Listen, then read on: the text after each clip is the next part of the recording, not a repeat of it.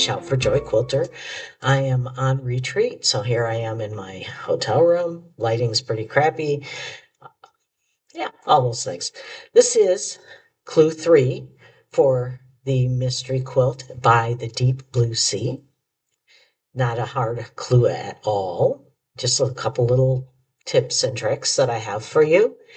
And I hope that it goes well for you. It was easy for me to do. I had people talking to me. I am truly at retreat. And as I filmed the steps, people were talking to me. They were talking to each other. Lots of noise going on.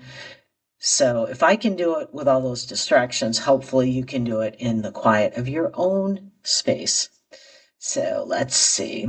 This week we are adding in sea glass colors. And sea glass colors go anywhere from white to black.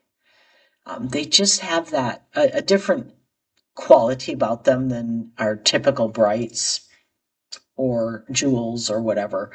I think if you look at that one, it's like they have a little bit of a glow to them. So if you haven't yet chosen your colors, just think of that. The other thing to consider is, do you have enough contrast between your sea glass and your sand? Do you have enough contrast between your sea glass and your ocean depth colors? That is really going to be where you choose your colors. That's the important moment. So let's get to the video. Here we go. Here's my sea glass colors. Now my pile is probably bigger than yours. I know most of the people I've run into that are doing this quilt are doing the smaller size, so you aren't going to have as many. But I've gone with deep pinks that are almost, some of them are almost red. I've got, of course, your typical blues and turquoises and greens and golds. Lots of fun. So you're going to take each one of those squares and you are going to cut them. Pretty simple. Cut them corner to corner diagonally. I guess it'd be a little hard to cut them the other way, corner to corner, but yep, we're going to cut all of them diagonally and we'll be using them that way. And if it's time to change your rotary blade, this is a good time to do that.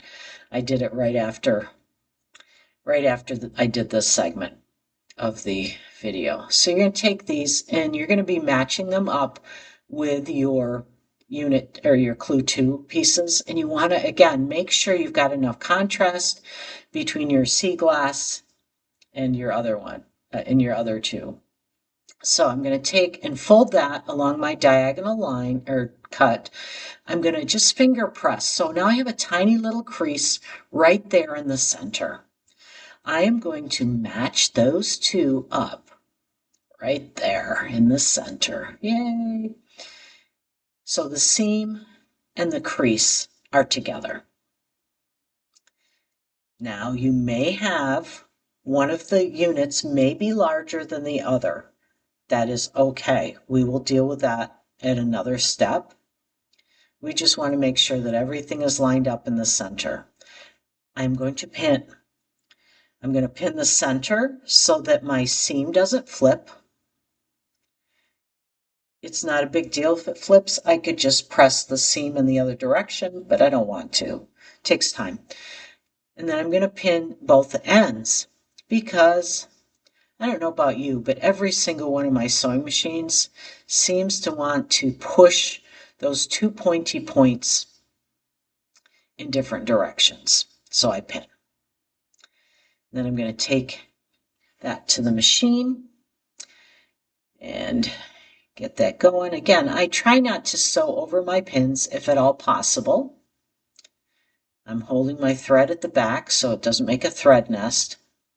So take those pins out as I go. I am being very careful not to stretch, not to push. My fingers are only guiding the fabric so it doesn't slide to one side or another. So they're on that fabric very, very, very gently. This is a bias seam. No stretching, please. So I just then get another one lined up and I chain piece all of those pieces. And I'm just going to kind of speed it up a little bit as we go through here because I did a whole bunch. I don't know. I had people talking to me. I was getting a bit distracted. So I get all those lined up and sewn. Okay, there we go. And then I'm going to cut them apart and get them over to the ironing board. And there we are at the ironing board. So I'm going to leave the sea glass piece on top. I'm going to press gently to push the thread into the fabric. It gives me crisper results.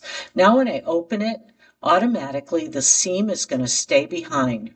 I'm going to gently open that, and I'm always going to move my iron by picking it up and putting it down.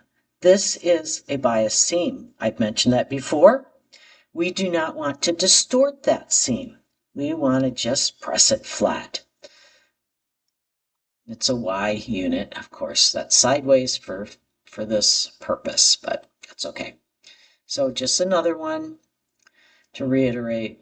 Again, press to push the thread into the fabric, open it up, and gently press. I think of it as a hovercraft. I pick up my iron and I hovercraft it until I get to the next spot, and then I press it down. We just don't want to tuck on the front, and we want a good crisp seam. So here we are at the cutting station. Really tight quarters, by the way. So I have my long diagonal line. I'm going to put my ruler's long diagonal line on top of that. My ruler is the same size as my block. See how the corner comes right out to the corner of the ruler because this is the same size as my block. Yay! And I sliver trim just a smidge off the side. Nah, I'm not going to do the side and the top. Again, I'm in tight quarters. So I'll just keep moving the block as I go. And I can line those lines back up in the exact same place. Sometimes you are getting like one thread off the side and your dog ear. Sometimes you aren't getting anything but a dog ear, and that's okay. You're just squaring these units up so they are the squarest they can be. We want our units to be square. Sometimes they're rectangle, but we still call them square in quilting when everything is cut perfectly. Well, when it's all to size and you've got 90-degree corners, if it's a 90-degree corner block and all of that. So I've cleaned it up. It's the best it can be. That will make my blocks the best they can be. Another way to cut is using your Stripology. You can use your Stripology Squared Mini for this size unit. And you have 2 diagonal lines to line up with. Yay. You'll get those right as close as you can so that those are all in the corners. And then you'll trim in the appropriate slots. There we go. Again, it's sliver trimming. You're not getting much off there, and that's okay. Again, we're just making the blocks the best they can be. This is kind of awkward. I get my arm in the way of the camera, and I'm going to cut the other 2 sides. I didn't have to move my block to do this, but my arm is now kind of in the way. And I dropped my rotary cutter and made a big noise, and everybody looked at me. It was fun. No, not really. It's like, we're okay. I didn't cut myself. That was the important part. Okay, so get the other bits out of the way, and I trim them up. Oh, I am going to just take a moment. I forgot that I had that on my video.